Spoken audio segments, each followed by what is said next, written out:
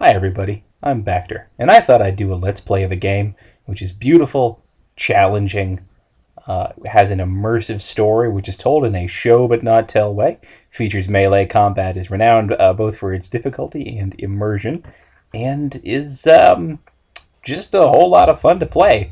Unfortunately, there's already 30 Let's Plays of Dark Souls 1, 2, 3, Bloodborne, etc., so I thought we'd drift on some Hyper Light and give this a try. This is the fledgling game by Heart Machine Studios. It was a Kickstarter major success, and it is just a ton of fun to play. I've really gotten into the challenging games as and feeling rewarded through mastering a difficult game in recent years. I'm not good at video games, which is something which should give everybody watching hope. If I can do this, so can you.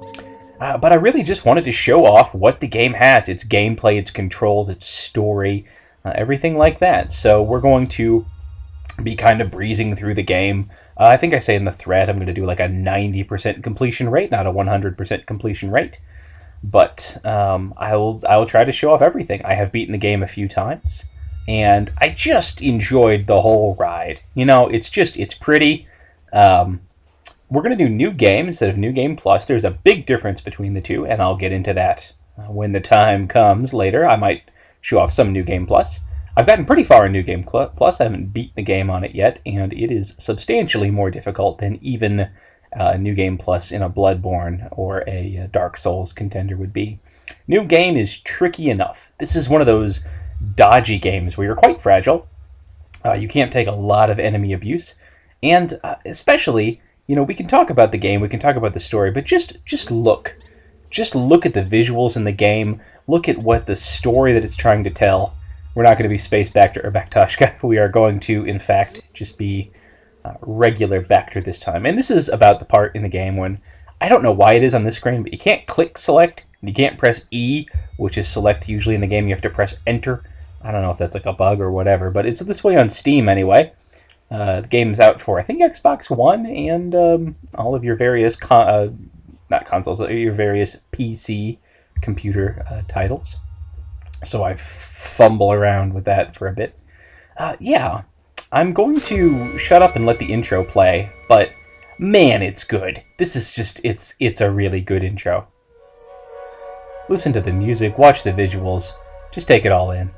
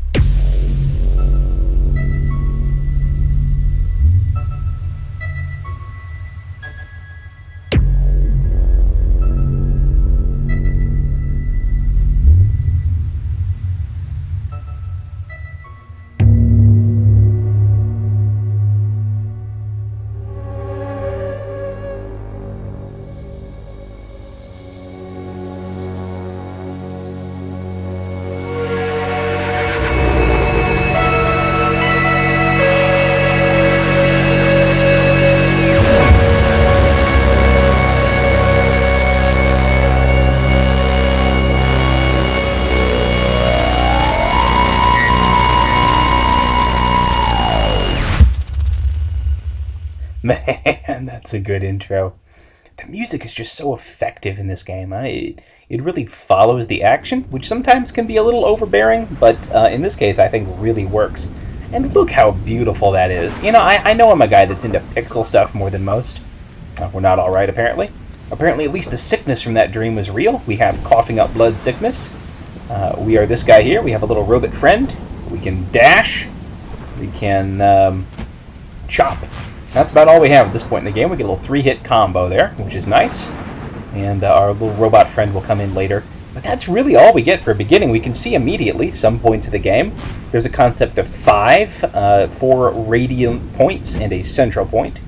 There were apparently sort of 4 radiant towns in a central city, which used to be presumably, you know, flowering in the bloom of civilization or whatever. Had some kind of catastrophe. It's unclear if those giant titans were wielded by the people in the civilizations, or, you know, if they had a war which took them down, or what. Or if the titans are still around. Our sickness was personified by that black goop, and we fought with it, but were unable to defeat it, it being formless and void. And heck, now we're just kind of drifting around. We're getting these health packs here. Health is kind of like Estus. That's a good Dark Souls comparison, because 1 hit heals you up quite a bit. As you can see there, they heal pretty much all you'll need for a while. And they recover at teleportation points, which are quite a bit fewer and farther between than bonfires. That is one difference. Check out these, like military roadblocks. You know, I said before that there's just a lot to see in this game. So I'd appreciate, you know, pay attention to what's going on. So this little symbol here means something is happening. You press E and the little battery icon fills up, or whatever it is, and then you can activate this. There's a sense that, again, this used to be a really thriving area, and it's now just in ruins. So, one thing which is really important in this game is exploration. There's secrets just stinking everywhere, and I'm sure I'm gonna miss a couple of them, because you really need to, like, have a guide out and be checking them to make sure that you know exactly where everything is, and be checking it like every room if you want to find everything. I don't think there's a whole lot in this intro area, but I'm just showing you the kind of poking around that'll be useful later. Here's our first enemy, Green Goblin Man. He's got a big telegraphed wind-up attack, so he's not much problem. 3-hit health bar is perfect for our 3-hit combo, and down he goes. And, you know, we are getting showered with those health kits, with everything we need being this early on. These pillars here, you smack them and good things happen. You can also range attack them. Also, we can ping the HUD.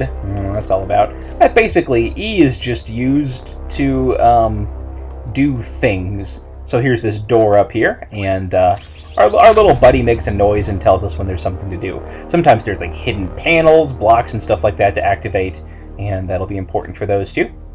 These little walls here, you can't move up them, but you can dash up them. The dash key, spacebar on the PC, is super useful. And you can see those little particles coming out of the dead guy here.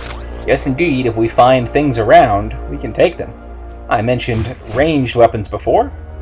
There's our sword attack, and there's ranged. You get a limited number of ranged shots, as you can see in the top left there. And you refill ranged shots, as it says, by slashing at enemies and or objects. It takes a bunch of objects and not many slashes at an enemy, so you're well served to do a good balance between ranged and melee combat. I'm really pretty deficient at ranged combat. I don't do it nearly as much as I should in order to be a good drifter upon hyperlight. These early... if you're not prepared, even these early encounters will mess you up a bit. I mean, they give you enough health packs, you should really be getting through these early areas, especially with your nice little 3-hit combo that I'm demoing there. We will get so much more powerful as the game goes on. This early, it's almost a little frustrating to replay the game a bit. You can do enough to get by early, but if you're used to, you know, chain dashing, and you get some really neat sword abilities later on. So there's no way to progress here, but we can see that there's a little indentation over there in this path of lights. Now, one thing that they patched into the game that some people had a lot of consternation about, I thought it was a good idea, was it used to be that secret paths need not be marked. You can see that, you know, it's got the indentation on the path of lights. This one was always pretty well marked. But it used to be that you would just have to look everywhere, and now every single secret path has got some kind of marking associated with it. That was patched in later. Some of the original purists don't like that, but I'm all in favor of that. It's not really a difficulty thing. It seems like we should be able to go somewhere up here, but no such. It's not really a difficulty thing, it's just like a how many walls are you willing to rub your face up against kind of thing, you know? And I honestly prefer a game where if you're observant you can find the secrets, rather than if you're just, you know, numbingly patient or whatever. Anyway, so whatever civilization used to be here obviously had some pretty potent magic and tech. And look, you can see there used to be a path down to our south. Get out of here, birds. I like chasing birds. But yeah, you can see there used to be a path that's just cut off now. And so this is what I was talking about a bit with implied narrative. You know, I've been watching another YouTuber, a Bardic Broadcast. I would hardly recommend his channel if you're a super nerd. He does very nerdy stuff. But he talks a lot about implied narrative, and that's something that I recognize that I really like in this game. It's like, you know, it's like the aftermath of the Final Fantasy VI Magic type wars or something like that. So that's clearly that central city. Nothing makes you go up on this plateau here, but if you do, you get that nice little camera pan and a little tone to go along with it. You are well served to get up there and look out over the lands. They've got some kind of floating tower in the center there. And so, you know, evidently at least two parts of our dream were true. There was a central land, and we do have that sickness, which doesn't show up all the time, but when it does, you know, this seems bad. Reverse black rain. Oh, and we're coughing. Yeah, it seems like that shadow demon might have something to do with this. Man, we're in a bad way. And this looks bad. Am I sensing a first boss battle? No, that's just a you fall down and die battle. That's what that is. I do kind of like the use of sound here, just to convey movement, and, you know, though we are unconscious, we're still detecting things. I'm going to spoil it. This guy is awesome. This guy is completely cool, and we are nothing next to how great this guy is. He saved us from a dire fate, presumably. I don't know if that shadow thing was meant to be real or just a hallucination, but either way, we wake up in a mysterious house, and it's apparently that guy's house. What a kindly and awesome soul. That guy's so great. Or it could be a lady. I'm not actually sure. Or gender may not even apply to these beings. I don't know anything about their land. I'll tell you what he left us is a map. If we look at the map, we can see it's detailed in kind of a nice way. You can get all kinds of information out of here. You can see that there's a central town with, indeed, four lands on the outskirts of it. These are, in fact, the four major dungeons that we'll be visiting. The north, south, east, and west. You can zoom out and get a better view. Also notice that there appear to be some other displays here. You've got something that looks like keys up in the top right there, and it's a diamond shape in the top left. We can also see, boy, we're going to be getting a lot of really cool equipment as we go along, but not much for now. We're just sort of Scrubbly Junior for right now. Also, these, you can break the mirror if you want to, but I'm not going to wreck this guy's house in that particular way. These things, the terminals will all fill in as we go. You can always turn on and off the lights, which I think is a neat little touch. And if you explore around, you know, you see what else he has. You can break his stuff, I guess, for no reason. Sorry, buddy. I know you took us in. I like how there's even a little plant growth in this, you know, place. It makes it seem like, I don't know, it's kind of a mix of styles. Look at this little pot over here. It looks vaguely Japanese or Chinese or something to me, whereas most of the rest of the architecture doesn't really correspond to anything in particular that I'm familiar with. Now, look at this diamond here. We can always just, you know, go over and check on it again, and it seems to be telling us, assemble the four corners of the diamonds, and assemble 4 of those 4-cornered diamonds. So 20 in total, and maybe something will happen, it hints at you. There are, in fact, even more little diamond things. Those are major modules, is what I'll call them. Defined than that, there are 8 per direction, so 36 in total, and we will be finding all of those. I can't guarantee we'll find everything, but we'll find all the major modules anyway. And that just requires a little poking around, a little looking at secrets. So, that's a teleport point. We can warp back there to refill our health and anything. You can warp 2 teleport points for anywhere. Look at that little dog. Look at that little guy. Where's he going? Go find that dog. And that gross weird bird. Get out of here, bird. Yeah, you can warp to a teleporter from anywhere.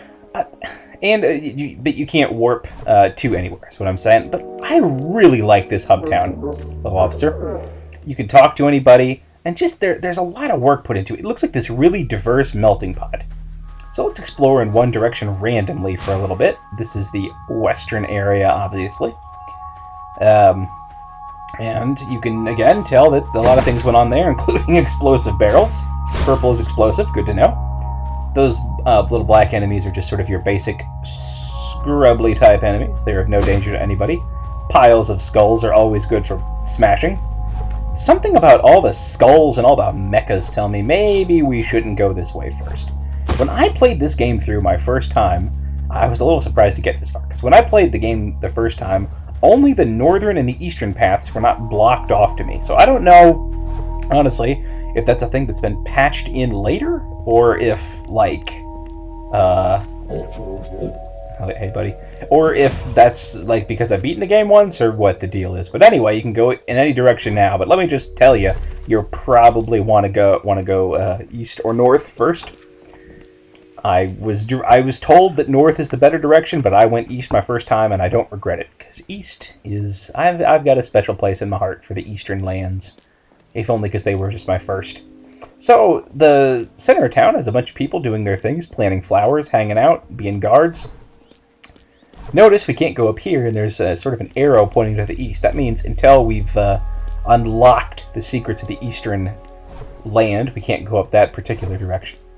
But the thing in town is shops. Now you can see that same icon down there to the east.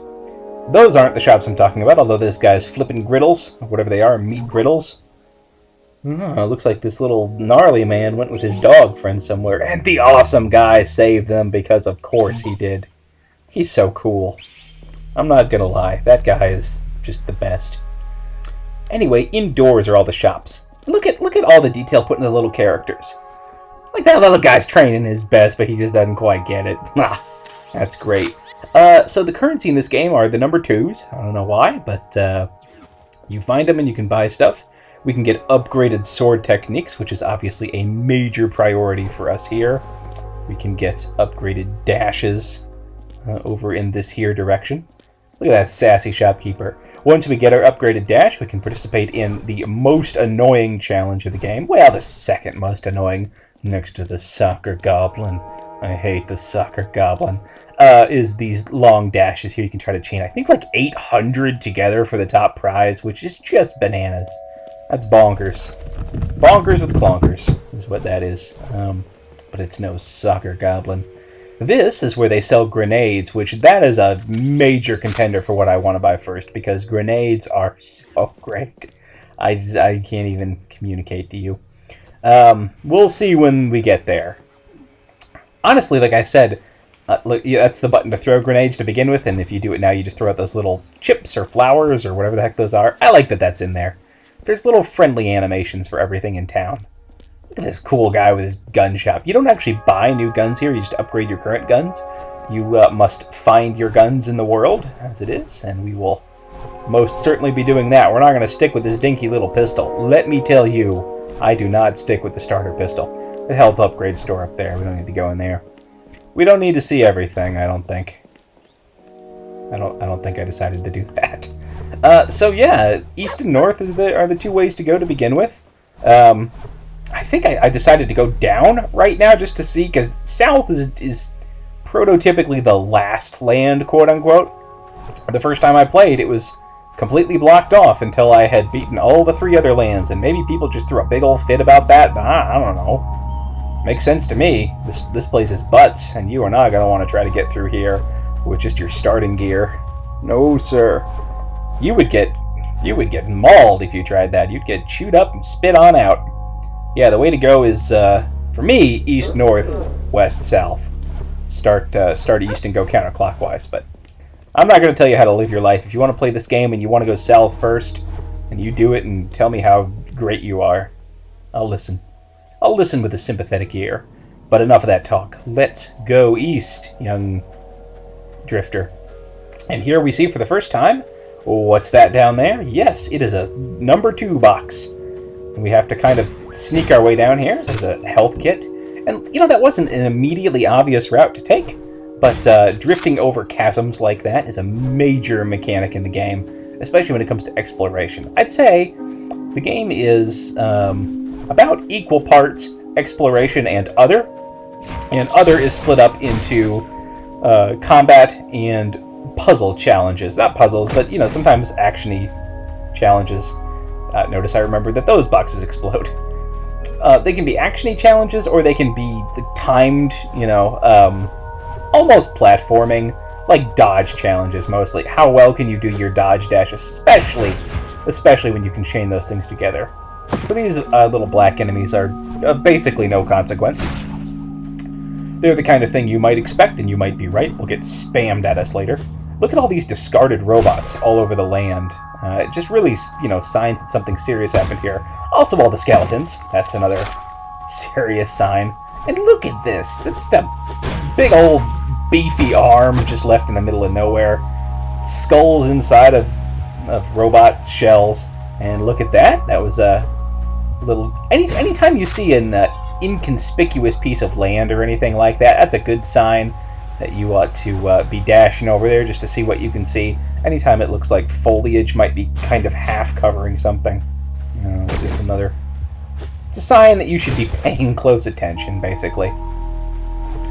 If this is your first time playing through, don't feel bad if you take a few hits from the little black minion-y guys, but you're meant to get stronger than them in a hurry, I'll say that. By the time you start facing any real enemies, you know, it's, you need to not worry about them by that point. Take that, skeletons. I got no respect for the dead. That's a major plot arc of mine, I guess. You know. Anyway, as you can easily tell, this area here is a water temple, and so it's all about, you know, you're on these platforms. I really thought I could go this way. My guess is that once I get up north, I will be able to activate some pillars that go through the water here and head on down south, and I'm just sort of fruitlessly looking for the secret platforms up here. Didn't find them. Sometimes you can explore a little too well and find stuff that the game didn't mean for you to find yet. But that's fine. You know, you have to be okay with exploring, and that is, let's see, sometimes you get a little monies here. We are one icon away from getting our first number 2, so to speak. You have to be okay with exploring, and the game has put so much work into its environments and just the feel of how it controls that's really not a problem. So again, oh, there's a person. Be ye friend or foe. Fair thing, or whatever you are. I don't know, man. Oh, he's talking about a gross toad is what he's talking about. I see that toad. And he will helpfully indeed point out to us the location of said toad. Yes, in true adventure game style, every region is dominated by one big old gross gruggins, and here it's a big gross toad. And let me tell you, he's totally gross. Okay, first real enemies here. There's these little salamander mans. They hop around, fling their dumb ninja stars at you. I do not shoot them with my ranged weapon anywhere near as much as I should. But man, look at this. Oh, hey, this is our first monies. You need to push the camera around a little bit to find these secret areas. Can't buy anything with one, but we'll go back to the main store eventually. Buy something. Okay. Look at what the amphibians are doing there. They're apparently beheading, putting heads on pikes, and skinning these furrier creatures. It looks like the one we encountered a little bit ago. So apparently something is going on, and these furry creatures are not doing well in the water temple, which I guess we might expect. You wonder who's... Oh, man! See, look at this. This is the kind of environmental stuff I love. Look at that big old purple hand clutching that enormous, I don't know, buster sword or whatever you want to call it. Whatever it is. It's a symbol of a battle long past involving forces beyond really our comprehension or ability to influence one way or the other. You know, whatever forces could marshal and defeat a robot of that size, we want nothing to do with them. So if your health packs are full and you pick up another one, it just refills your health. And if you have full health and full packs and you pick up one, then it just wastes it. I didn't know what that button did. I think it's supposed to call back the elevator if, like, you know, you wrote it down and it's still down there, basically. That's fine. Nice little detail to have. Doesn't come up for me right now. But here we go into the depths of the water temple. Notice it's kind of... I don't know. I really thought you could go down here, just because anywhere that you can go that looks off map boundaries, you get very suspicious about in this game, but apparently not. Apparently there's nothing of interest down there. Look at it, it's kind of leaking water a little bit. And look, you can see bodies floating in the water out there, like it's some gruesome aquarium. This is just... Work was put into every stinking part of the levels in this. I don't know. There's something I like. There's apparently that flame down there. Flames in glass jars. Something serious went down to our south, so while we could head easterly, let's instead dash down south a little bit, and look like there was a big old battle here. Get stuff, skeletons. I hate skeletons. And we find our first major module. That's right, we pull these little guys out of the ground because that's where they hate being, and then they get activated because they love being out of the ground, and they begin to work their wily ways for us. You can see the first is activated there. We'll need 4 to fully complete any section, and there are 8 total per section, so we will, of course, be getting all 8 per section because we are just that kind of person. A little OCD and a little adventurous. Oh, look at that over there. You can't really see or interact with those guys at all. You can't shoot over the railing, but they do appear to be carrying away the sacred temple flames for something. Again, it's not entirely clear whose place this was, although if you look around, it's easy to get some of the story. And by that I mean... Now we're on the other side of the obstruction we encountered. If we head back west, yes indeed, we see the big old sword, and we get a little prize, you know, for our curiosity. Curiosity is well rewarded in this game. Something to keep in mind. Also, everywhere we are, the ambient sound is just great. Isn't it great in this game? Look around at the construction of this. Just the waterfalls falling everywhere, the different levels. I want to get up there, but we can't seem to get up there yet. We'll find that later. It's good to make notes of things. But it looks like it was built to be enjoyed, and now it's sort of fallen into ruins. So here's a teleporter. This is one of the ones that there is in town. We found our first one out here in the water temple. There's only one per section, so when I say first one per water temple, I mean the water temple one. That's fine. Again, using them, you know, recharges your health and all other things that need recharging. We can teleport to these teleporters from anywhere. I think you have to be above ground, but don't quote me on that. I'll find that out soon.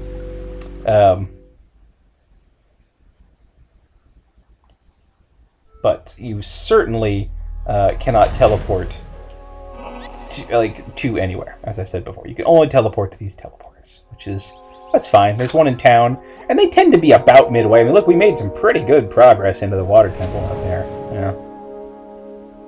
And I like that little, like, charging for a jump, and then up we fly into the... I don't know, maybe that's when we're truly drifting on hyperlight, or whatever. So, this is being the center point. Let's explore some more. See what's going on in the interior here. It looks like a church. As you can see, it sort of looks like a refugee center for now. They got these poor little stoat weaselly things that we saw earlier, just crashed and sleeping on blankets, and not many of them. You can see that they were inhabitants of the temple of some kind, but were in fact kidnapped by those awful, froggy amphibian things, skinned for their skins and taken as slaves, but this guy got away. You'll never fear, sir. And look, you can see the center tiles are all made in the likeness of those stoat weasel guys. And if you look outside, all of the busts and all of the iconography shows those particular animals. So they were the original ones here. I like that. Just, you know, goes to show you a bit about that they took the time to really build the levels. We can't go south. And there's a north to go. This seems like something that would hold a secret, but it doesn't. There's a few disappointments like that, and mostly when you find something that looks secrety, you get rewarded, not all the time. Can't go north, which means the only way to go is down, further into the depths. the temple complex having been fairly convincingly taken over and overgrown by a whole number of, awful critters, we will certainly have some more fights in front of us. In fact, there's a major one that I'm going to get through in this first update. And that'll be where we go to. Look at that old statue. Makes you wonder how long the temple is here for, because, I mean, that moss didn't grow overnight. Maybe the Stoats just don't care about cleaning off their statues or something like that. Maybe they appreciate nature, whereas the amphibians are just bad dudes. I'm not sure if they're supposed to be an evil race or if they were twisted or whatever. There's that little health pack over here. Again, it always pays to be observing your surrounding in Hyper Light Drifter. Always be observing. And always be drifting. Those are the two basic constants. I know there hasn't been a whole lot of combat in these early sections. Just let me promise you, that is going to change in a big way, especially as we get into the later sections. It is near constant threats there, which is why some people think that up north is supposed to be the first direction. I do kind of think east is. It really seems like the opening way. Oh. Now we're introduced to these little burrowing plant enemies. Look how they explode when they die. Anybody caught in that, I think you take 2 hit points of damage. I think that's what it does.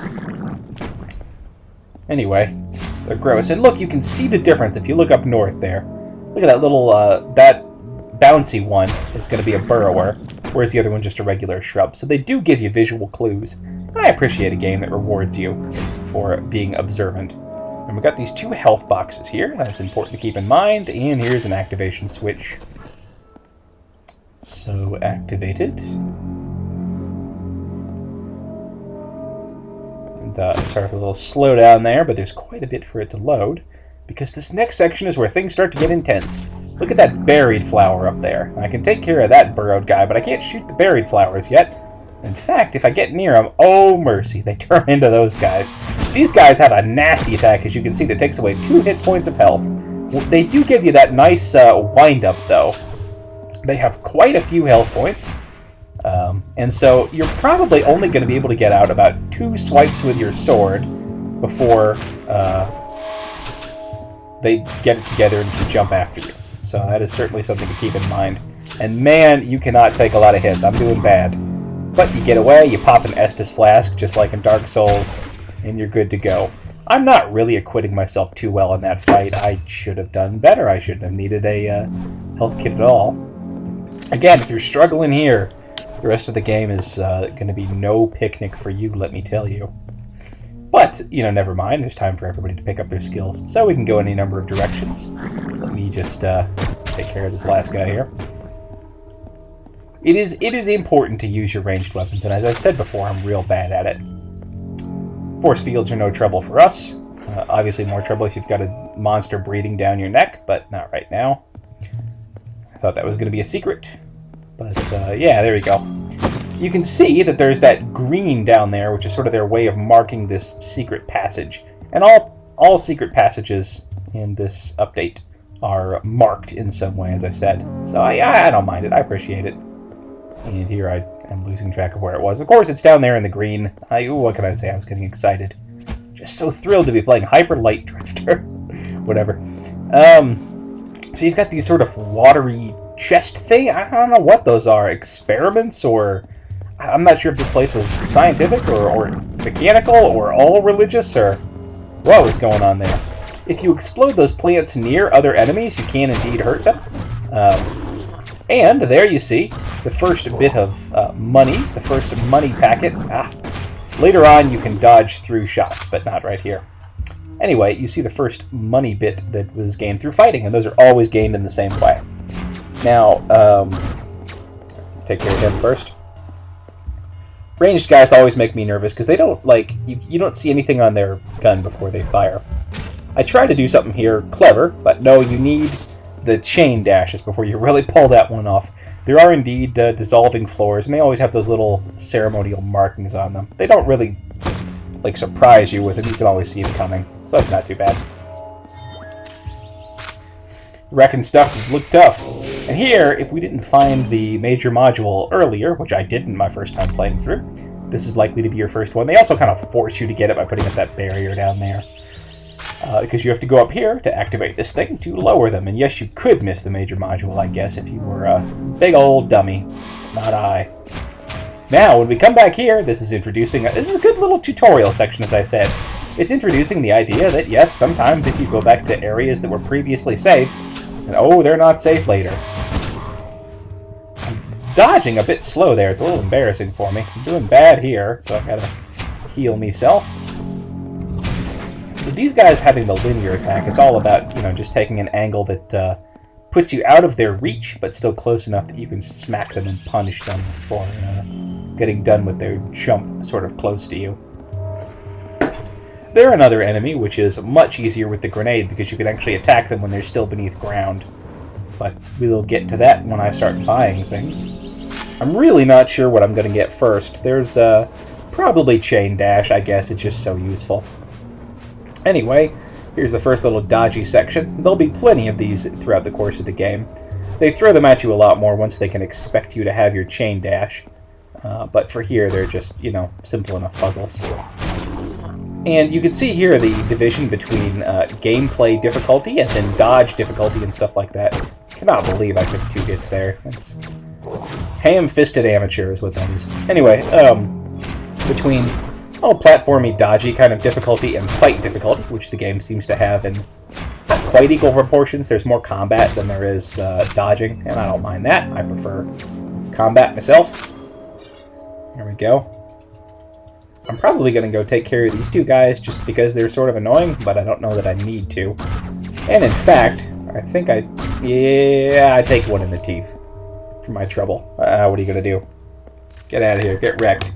So I'm pressing E now because I have a premonition there's going to be some secret down here because of the way the water flows away like that. And indeed, the camera moves, and I see one of these activation things.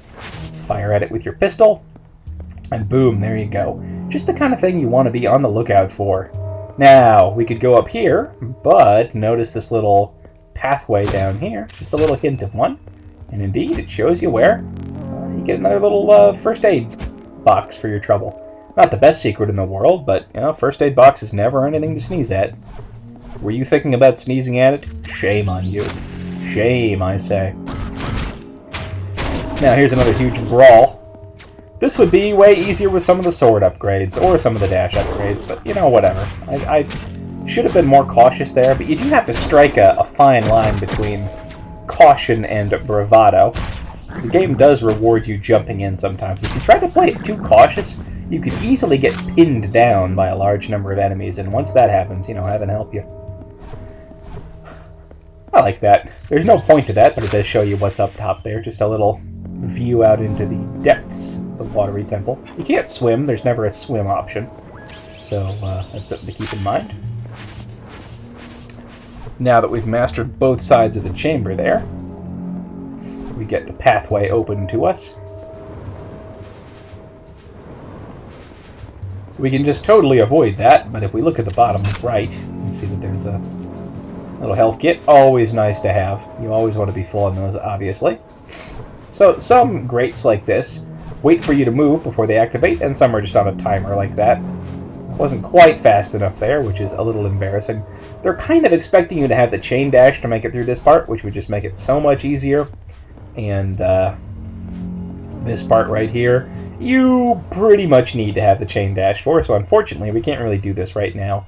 Obviously all of those will light up when you step on them, and if I tried to do it without the chain dash, which I'm actually contemplating like a dummy, it would just go badly for everybody involved. And so we're going to come back here. Fortunately, if we activate this little guy, it lowers all the barriers, and I'm believing, you see where we are now, back to where we got the second major module. I think if you come back here later, then it's going to just let you through, so you don't have to go through all that nonsense again.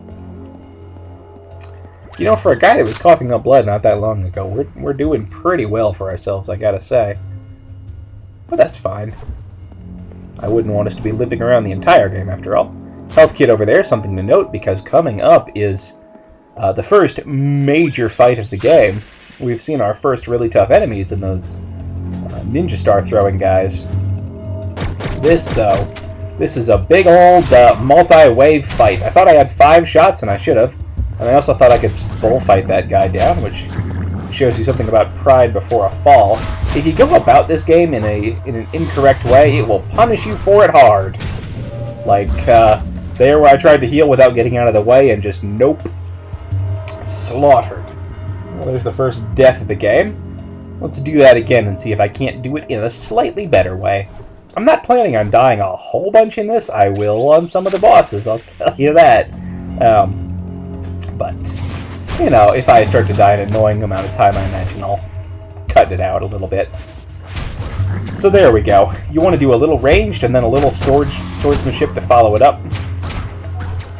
And I should have dodged a little bit better there. That was unfortunate of me. This is an area where it's good. It behooves you to take out enemies quickly, because otherwise they will start to gang up on you. And, that's to nobody's benefit. Well, it's to their benefit, I guess, but I don't much care what's to their benefit. I swear that the New Game Plus fights end up being harder to do, because I remember being mobbed by like 5 to 6 of those green growing guys all at once there. But anyway, that's the victory symbol. We got a little bit of money out of it too. A new pathway opened up, and we can just generally feel good about ourselves. And you'll want to note, explore the side passages. Now, here's the easiest key door, but we don't even have one key, so that's something for later. A precious penny. We're full on health kit, so that totally refills our health, which is just lovely. Great galloping gorillas, I'd say. And this over here, which really feels like it should be something, and which, frankly, I kind of waste a lot of time just tooling around on, and looking for the secret, which I'm so sure is here. I mentioned that I've beaten this game twice, but I haven't played it in maybe a month and a half, something like that. Look at me trying to jump behind that torch just like a chump. Oh, there's nothing back there. Bacter. Get on out of there. Space Bacter would never embarrass himself that way. Shameful is what that is. Look how they have the little different walking texture for the watery grass and just the regular grass. It's neat stuff. Also a creepy skull over that door. So, more dead bodies in the water. I think I'm just going to get back to the main teleporter region, which isn't a huge trek from here. And we'll call that an update. That's going to be plenty of time. As you can see, ooh, it's that black dog. We're not sure if he's good or if he's bad or if those words are really applicable to this situation. Who is good? It's the cool guy. And he took, look at that, he took out like a whole assassination squad of those guys. They gave us trouble earlier, and that is a super confined area. But, thanks, cool guy. He's so cool, he's going to give us some of the locations of the major modules, which, incidentally, are the ones we've already gotten. Oh, he likes the major modules. And he fought a huge, cool worm. And it had a diamond on it. Alright. Cool, man. You do your thing. You're cooler than I'll be. You know what you're doing more than I do. I'll almost guarantee that. The final penny. We are now wealthy enough to afford, I believe, any one upgrade. I don't think anything is fourpence. I think threepence is the most that something is. So, I will have to put some serious thought into what our first purchase will be. But there's a bit more exploration to do, as you might expect. And in fact, something that I don't think we've seen yet that I get to show off here. Not that cool guy, we've seen him a few times. Look at the little tadpoles wandering around. Are they evil, I wonder? Because they're going to grow up to be those jerk frogs, but maybe the little tadpoles are still redeemable. Look at that little symbol right there, indicating as it does, as does my little robot, the presence of secret passages and secret platforms. You didn't activate them. Oh, what tome be this? We activate our virtual librarian, our babble fish of whatever this is, which does something. We'll find out later what that does. We are, of course, going to want to be getting... I think I'm going to get all of those, too. That'll be my other indulgences. I think there's 4 of those per area, and I will be getting all those. And look, we've got another activation thing over here. And our gun is really too crappy to do anything with it right now, so we'll put that on the back burner as well. I think we've got 3 separate things on the back burner thus far. We've got a key door, we've got a thing we need to get the chain dash for, and we've got that. So now, activating this, we lower the barrier, we're back to Teleporter Central, and we are going to get our bad selves back to town, drift on some hyperlight back there. And please join me next time for potentially the major rest of the Water Temple and the first of the upgrades, which we will be getting. I'll be getting all the really cool upgrades anyway. So I hope you enjoyed this first trip into Hyperlight Drifter. And I look forward to showing off the rest of the game to you. This is a super fun game. Comment in the threads or in the comment sections if there's any one particular upgrade you're really itching for me to get, and I'll make sure to prioritize that. Otherwise, see you next time.